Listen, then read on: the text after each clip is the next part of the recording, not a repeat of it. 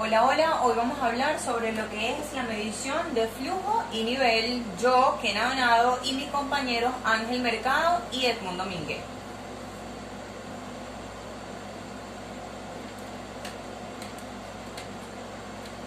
Vamos a comenzar por lo que es la medición de nivel. La medición de nivel es muy importante en las industrias. En la selección correcta de un instrumento para la medición de nivel intervienen en mayor o menor grado los siguientes factores: el rango de medición, la naturaleza del fluido que va a ser medido y las condiciones de operación. Los instrumentos que se describen a continuación cubren prácticamente todas las aplicaciones de medición de nivel de líquidos y sólidos en tanques abiertos y en tanques cerrados.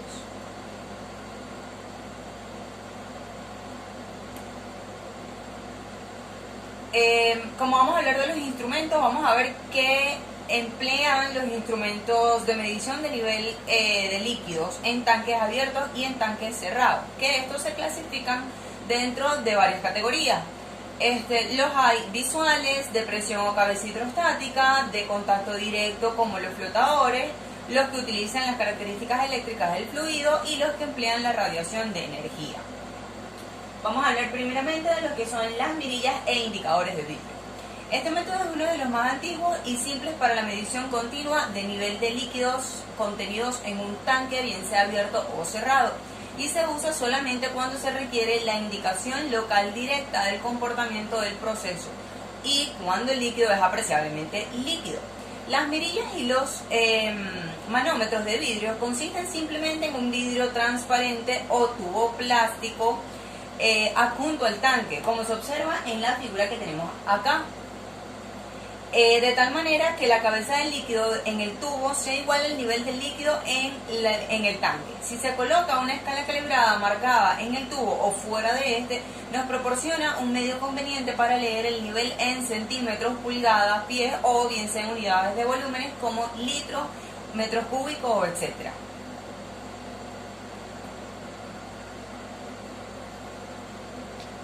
Ahora vamos a hablar de lo que son las cajas con diafragma. Los sistemas de caja con diafragma se usan para medir en tanques abiertos cuando no se puede contar con aire o gas. El instrumento consiste esencialmente en una copa o caja recubierta con un diafragma flexible. La caja está dividida en dos secciones, con el diafragma insertado entre ambas y sellado a prueba de aire. La parte superior de la caja transmite el empuje que recibe el diafragma por un capilar hacia un fuelle, y los cambios de nivel causan entonces variación en el diafragma y recuperan finalmente a través del capilar a un elemento sensor, generalmente un fuelle que acciona un puntero de indicación o registro o un sistema tobera-palometa para transmisión de una señal neumática. Como vemos acá, el diafragma el tubo está a 90 grados del diafragma para que no lo obstruya. Y acá, en esta área, tendríamos lo que es el líquido.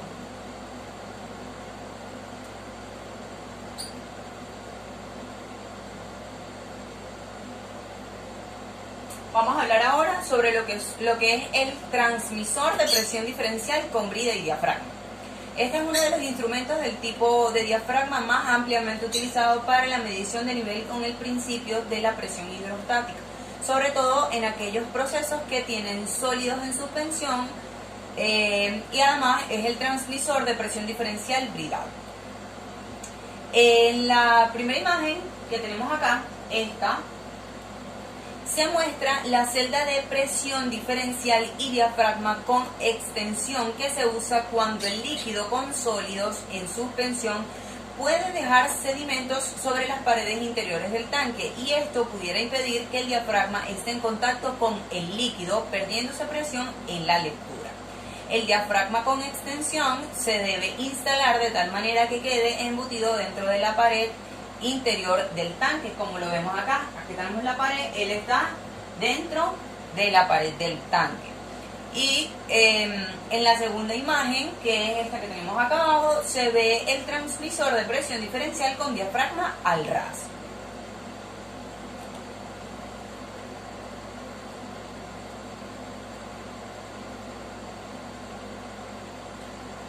Pero existen múltiples usos de los transmisores de presión diferencial. En la primera imagen que tenemos acá, que es la del lado izquierdo, nos encontramos con uno que se utiliza para contrarrestar la presión atmosférica en aquellos tanques donde la misma, junto con la presión hidrostática que ejerce el líquido contenido en el tanque sobre el diafragma de alta presión, hacen que el tanque se deforme. Y la segunda, que es la que tenemos a la derecha, nos presenta la acción de dos diafragmas en los cuales, según el tipo de equipo seleccionado por ingeniería, se genera una señal neumática o electrónica para indicación, registro o control de esta variable.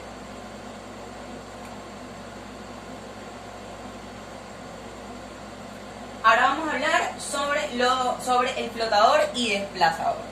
Los medidores de nivel tipo flotador y desplazador son muy empleados en la industria y su forma varía con el tipo de aplicación. Acá presentamos en la primera imagen un interruptor de nivel con flotador y además un instrumento de medición de nivel con el flotador en la parte inferior que se puede emplear en recipientes abiertos o cerrados, que es este que tenemos acá. Pero además la medición de nivel en tanques puede ser medida por un desplazador como el que vamos a ver a continuación, como este que tenemos acá a la derecha. Y se utiliza para el control de alto y bajo nivel. En la segunda imagen, que es esta que tenemos acá, nos encontramos con un transmisor electrónico de nivel que actúa de la siguiente manera. Cuando se presenta un cambio en el nivel del líquido, ocasiona una variación en la posición del desplazador, que es este que tenemos acá. Incrementando o decrementando la carga en el tubo de torque, que es el tubo de torque, viene siendo el número 2, que es este. Una cantidad directamente proporcional al cambio de nivel de líquido, dando esto como resultado la rotación de la barra de torque y el magneto adjunto, que serían el 3 y el 4. 3 y 4. Lo que modifica el campo magnético que rodea al espacio del sensor, que viene siendo el 5, y genera por consiguiente una señal analógica proporcional al nivel del líquido. Este método de medición, como se utiliza sin contacto y sin fricción, permite un aislamiento total entre el sensor en movimiento y el que genera la señal de salida.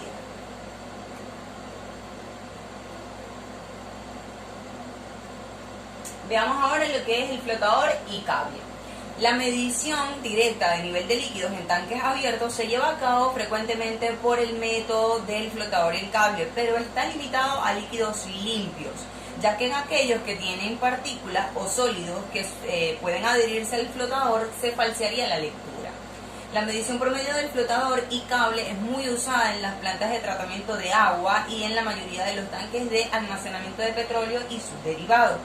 Este sistema no depende de la presión hidrostática para la medición de nivel, pues son instrumentos que se autooperan por el movimiento del flotador sobre la superficie del líquido. Existen muchas versiones del instrumento de flotador y cable y fundamentalmente consisten de un flotador y contrapeso conectados por medio de un cable, el cual opera una polea como se muestra en la imagen que tenemos acá.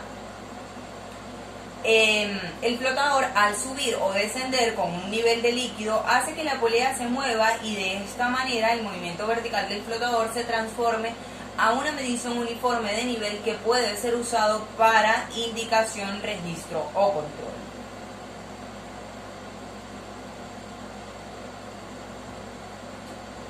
Ahora vamos a hablar de lo que son los sistemas radiactivos. Los sistemas radiactivos se usan para la medición de nivel en tanques cerrados y constan de un ensamble de medición y un indicador amplificador.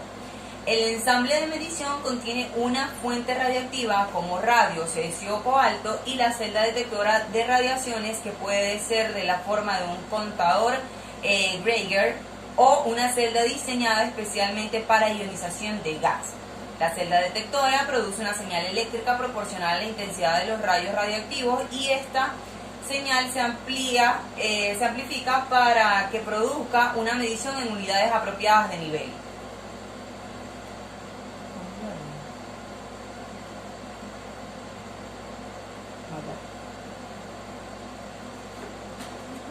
Que pensé que venía otra imagen. Saludos compañeros y profesor, mi nombre es Ángel Mercado y en cuanto al tema de medición de flujo y de nivel, yo voy a comenzar a hablarles sobre el transmisor por ultrasonido. Bien, tenemos que este es otro método para la medición de nivel de tanques abiertos o cerrados. La medición de nivel sónico se basa en la emisión pulsante de ondas sonoras por medio de una fuente emisora. Luego eso es transmitido por medio de ondas de energía a través de su fase líquida, ¿no? O la fase de vapor que esté presente en el tanque. Y el reflejo de esas ondas en la superficie pasa y regresa hacia un emisor o receptor, como lo pueden ver acá en la imagen que estamos proyectando. Posteriormente vamos a hablarles sobre los tipos capacitivos. Acá, como podemos ver en la imagen, tenemos que es otro instrumento que se basa en el principio eléctrico para medir un nivel de líquido en un tanque abierto o cerrado. Y este tipo es capacitivo y consiste en una varilla de acero inoxidable rígida o flexible, como lo pueden ver en la imagen, con un recubrimiento de teflón que actúa como sonda o sensor en uno de los polos del sistema y el otro polo en la pared del tanque. De esa manera emite la señal. También tenemos, en cuanto a este tipo de instrumentos, tenemos el interruptor tipo diafragma, que lo podemos ver acá en la imagen ilustrado, ¿no?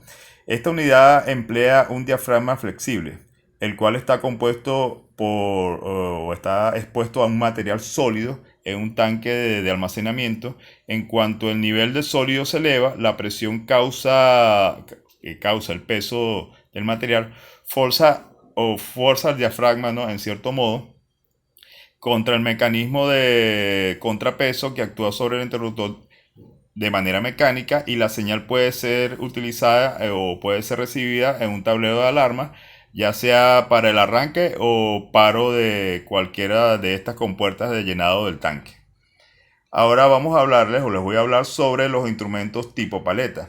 Acá, como lo pueden ver ilustrados, ¿no? La función de los sensores de nivel de paleta rotativo es detectar la presencia de material sólido y polvo en los tanques, tolvas y contenedores de diferentes tipos y de tamaños, ¿no? El sensor se monta en el exterior expuesto y donde se requiera tener una mejor señal para la alarma. Ahora les voy a hablar sobre los instrumentos o el interruptor. En cuanto a instrumentos, el interruptor de cono colgante, como lo pueden ver ilustrado acá en esta imagen.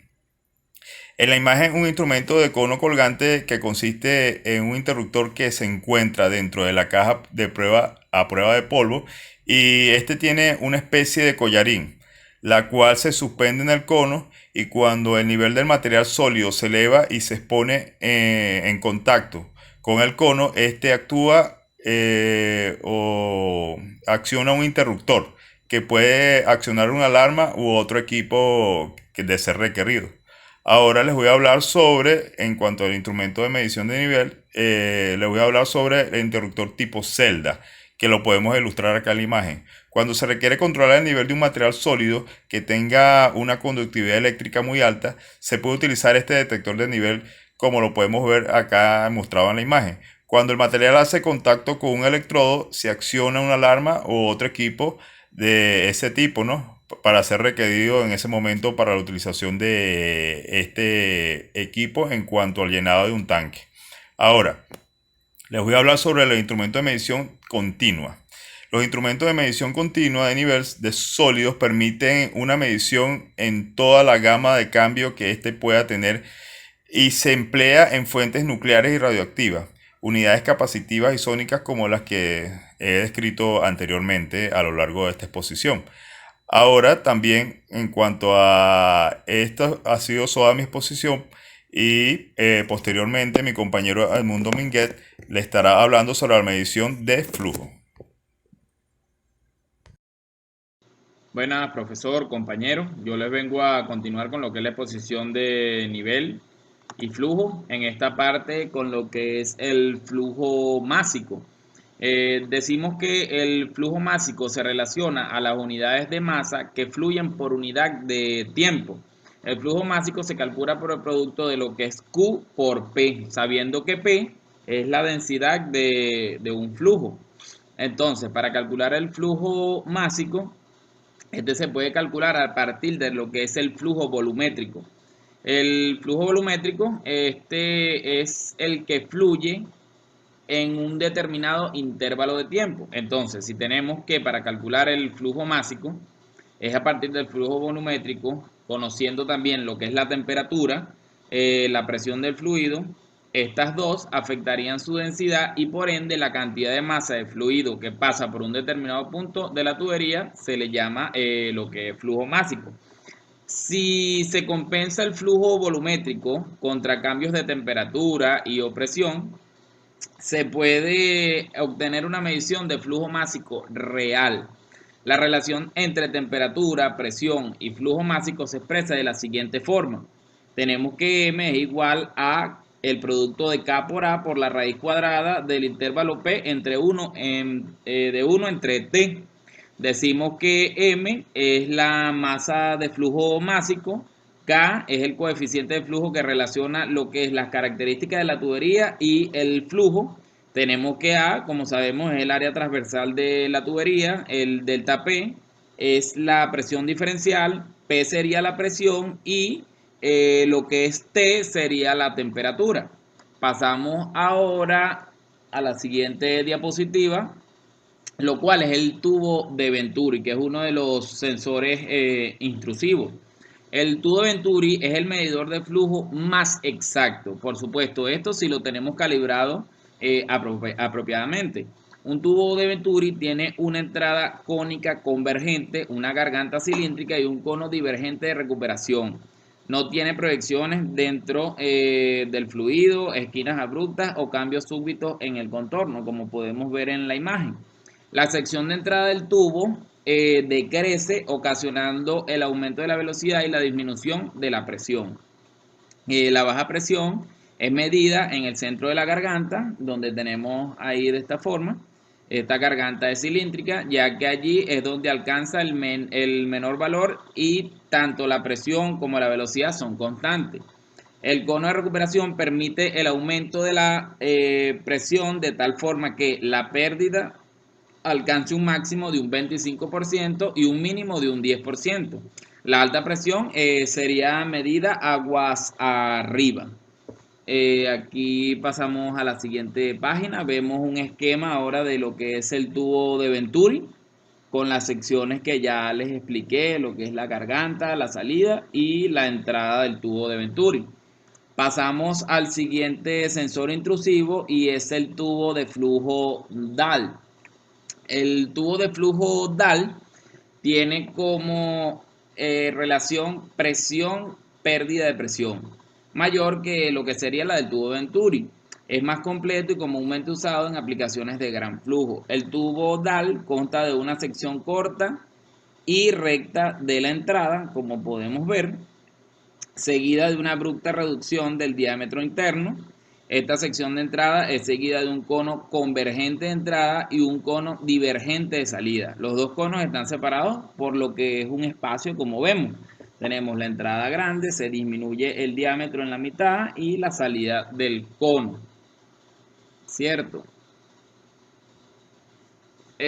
Antes de terminar lo que sería, empezar lo que sería el tubo pivot, decimos que esta presión del tubo DAL, la presión es medida en el área entre los dos conos que acabamos de explicar. La presión alta es medida aguas arriba de la sección de entrada. Ahora tenemos lo que es el tubo PITOC. En su forma más simple es un tubo con una abertura en uno de sus extremos. La apertura es en forma de pequeños orificios, se coloca de tal manera que hace frente al fluido en movimiento. La velocidad del fluido en la abertura del tubo cae a cero y prevé de la entrada de alta presión requerida para el sensor de presión diferencial. La baja presión se mide aguas arriba de la posición del tubo. El tubo de PITOC mide la velocidad del fluido. La tasa de flujo volumétrico se puede obtener con la siguiente ecuación que tenemos, que es B es igual a KA por B. en donde B es el flujo volumétrico, A es el área transversal, como ya sabemos. La B siguiente que tenemos es la velocidad del fluido y K es el coeficiente de flujo, que normalmente este coeficiente de flujo está entre 0,8. Lo máximo es 1. Vemos en la imagen lo que es el tubo de Venturi. Pasamos ahora al flujómetro Vortex.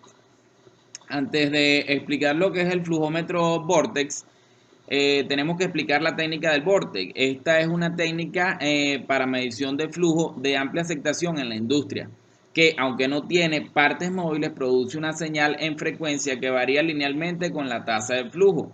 Esta linealidad es válida para un amplio rango de números de Reynolds para su flujo. Por supuesto, el número de Reynolds también lo podemos definir. Es un concepto de mecánica de fluidos que relaciona una magnitud adimensional a la densidad, a la viscosidad y a la velocidad del flujo, ¿verdad? Entonces, ahora sí tenemos el funcionamiento de un flujómetro Vortex. El principio de operación de un flujómetro Vortex se basa en los vórtices y remolinos que se producen en un fluido al colocarse un obstáculo en su trayectoria. O sea, se le coloca un obstáculo dentro del tubo para que se cree el remolino y ahí se realizan las mediciones. El principio de operación de un flujómetro Vortex se basa en los vórtices y remolinos, como ya expliqué. El número de vórtices producidos en un intervalo de tiempo, o sea, frecuencia de vórtice llamada shading frequency en inglés, guarda relación directa con lo que es la velocidad del fluido. El número adimensional de Strouhal, ST, es utilizado para describir la relación entre la frecuencia vórtice y la velocidad del fluido, como lo tenemos en la siguiente ecuación, donde nos dice que ST es igual al producto vectorial de F por D entre U, donde ST es el número Strouhal, F es la frecuencia del vórtice, D vendría siendo el ancho del obstáculo que ponemos en el sensor y U es la velocidad del fluido. Pasamos ahora a lo que son los sensores de fluido no intrusivos y tenemos el flujómetro electromagnético. El flujómetro electromagnético opera de igual manera que lo que operaría un generador eléctrico. Se utiliza en fluidos con cierto grado de conductividad eléctrica. El rotor del generador es reemplazado por un tubo colocado entre los polos del imán, de tal manera que el paso del fluido en el tubo sea perpendicular al campo magnético. El paso del fluido a través del campo magnético induce una fuerza electromotriz, como sabemos, que es perpendicular al campo magnético y al fluido.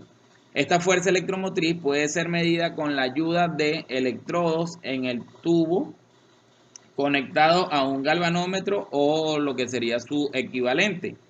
Para un campo magnético dado se induce un voltaje proporcional a la velocidad promedio del flujo, ¿cierto? Esto es lo que sería un flujómetro electromagnético. Pasamos a otro de los sensores no intrusivos, como lo es el flujómetro de ultrasonido. Un flujómetro de ultrasonido se basa en la detección de discontinuidades en el flujo, utilizando el desplazamiento Doppler de señales ultrasónicas reflejadas. Las discontinuidades pueden ser sólidos en suspensión, burbujas, protuberancias ocasionadas por remolinos turbulentos en lo que sería el paso del fluido. El sensor es colocado en la parte externa del tubo. Un rayo ultrasónico se transmite a través de las paredes del tubo hacia el fluido. Un receptor de cristal como el que tenemos en la imagen, detecta señales reflejadas por las disturbancias que se producen dentro del tubo. Y así es como funciona este flujómetro ultrasónico. Las señales emitidas y recibidas son comparadas después de esto y el desplazamiento de frecuencia es proporcional a la velocidad del flujo. Esta es toda nuestra exposición de nivel y flujo. Espero les haya gustado.